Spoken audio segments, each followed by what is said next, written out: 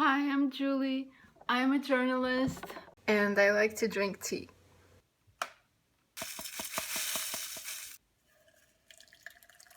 I drink tea at least 2 times a day, sometimes with mint, sometimes with ginger, sometimes with honey and ginger or honey and lemon, sometimes black tea with cardamom.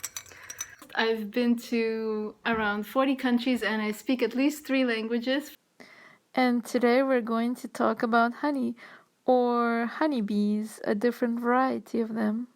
Very sour. They are the original native bees of the Americas. European bees that attack were only imported here when the Europeans arrived. Prior to that, the bees here were quite friendly. And I got to meet them at the Stingless Bee Sanctuary on Cozumel Island in Mexico. Why did you fall in love with the bees? Because they're amazing. And the fact that we all think that there is only like one species, the honeybee, that we use, and then you find out there are many more, and they're stingless, and there are many sizes, and each one is important. One of the biggest threats they're facing now is deforestation, because the area is developing so rapidly due to tourism. So basically, Netanel rescues hives from trees that had been cut down, and he brings them to his sanctuary. I started doing the rescues here on the island, so I started going and looking around where people would deforest and look for bees on the ground.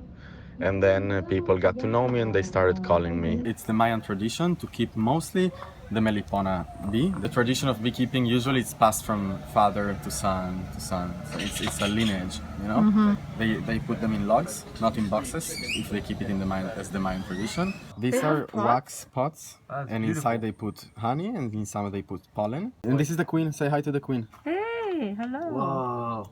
Big queen. Yeah. Make eggs. But she doesn't hang out in one room and just pump them out. She like makes rounds. She goes around. She checks at everything, and she's like, okay, you can open this, you can do this. So cool. You could eat the structure as well? The wax? No. Don't No? eat the wax. Not good. Okay. Don't eat wax. Okay. I mean, this part that they No, built no, that it's part? wax, it's wax. Oh, okay. Yes, of course. So, and this is one more thing that I want to show you. It's the tunnel of entrance. So, besides the guard that is here, there are more guards at the tunnel of entrance.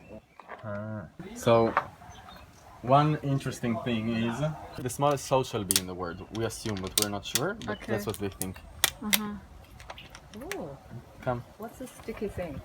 It's propolis. So it's okay to approach so close? Yes, they're friendly. This is their honey and pollen. It's the same thing we saw before. It's just like sacks of There's of so many wax of them crawling in there. with honey. Some have honey, others have pollen. And here on top, these are the eggs. How long does it take for the eggs to break?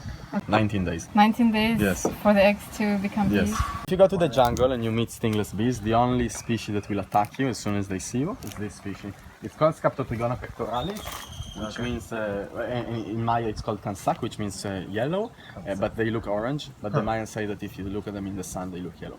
Anyways, it's the only species that will attack you. Why? The Mayans, just like we today, were what we call speciesists, you know? We discriminate animals depending on our relationship to them and what we like and what we don't like. So we protect dogs, but we don't protect cows, etc., etc. So what they would do, they would protect these ones and consider them gods and all. But they also had a ritual once a year. They would go to the jungle and we would destroy all the hives of these bees, harvest all the honey, and leave them exposed to natural predators. Once you open a trunk and you don't look after it, it will die for sure. They go to the hair. If you meet them in the jungle, they'll go to the hair. They start biting you. It doesn't hurt much. Okay. But if it goes to your eyes or to the ears, it's a little dangerous. Wait, they bite you in your hair? They go to the hair usually. Is it like mosquitoes or how does it feel? It's like zzz, you know. It doesn't hurt, and they leave you like a smell of honey a little bit. They leave you a scent of honey. But is it true that the ancient Mayans didn't eat honey? They only used it for medicine? I would assume so. Did they have another source of sugar? I don't know. Okay, never mind. Because you look like an ancient mining. How does it taste? Very sour. I haven't tasted mine yet. And liquid. Wow, it's sour. It's like a lemon with honey. Oh my god, it's a lot stronger taste. Honey was taken as a tax by the Spaniards for a while. Then they started killing the people who this tradition going because they wanted the tradition to disappear because it's a spiritual tradition, you know. So they wanted everybody to become Christian. So when they realized the spiritual aspect of the practice, they started killing them. What's And that's the why- spiritual aspect of it? Well, it's a goddess. You know, I don't practice it, okay. but the melipona bechi is a goddess for them, and there are some rituals that they do also once a year with the honey and the bark of a tree. So when you Oh, open I this, see. they Yeah, don't right. come to attack you? No, they're my friends. They know you? Yes, of course they know me. Yeah, they have a good memory. If they know where the flower they went to yesterday to pick up the nectar, they also know me. So I guess. And they see very well. There are experiments showing that bees have great memory, and they can recognize faces. They seem very sophisticated. They're They very know smart. you? Yes, of course. And if, So These guys know you too, right? these are very shy. They, as soon as they see humans, they run away. Oh wow! You can't really see anything. So we can go look inside?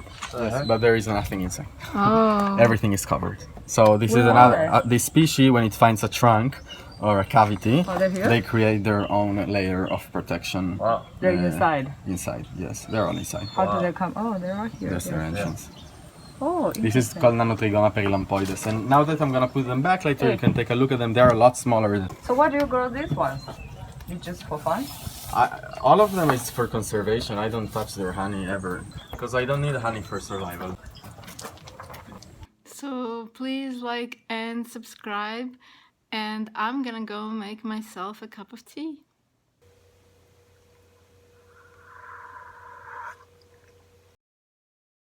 So this is to chase the evil spirits. The bad vibes. Or maybe this gets rid of the coronavirus.